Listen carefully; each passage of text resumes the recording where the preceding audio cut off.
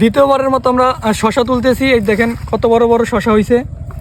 গাছ বেশি হয় নাই, কিন্তু যা হয়েছে মোটামুটি ভালো হয়েছে।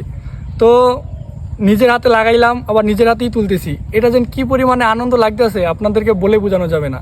যারা কৃষিকাজ করে তারা বুঝবে যেন এই যে তুলার মানে ফল হইলে, নিজের হাতে গাছ লাগানোর পর ফল হইলে নিজের হাতে তুললে কী যেন পরিমাণে খুশি লাগতেছে, মানে কী পরিমাণে যেন খুশি লাগতেছে সেটা বলে বোঝানো যাবে না। এই দেখেন এরপরও এই যে এই এখানে আছে, এই যে 1 2 আরও সামনে অনেক গাছ আছে।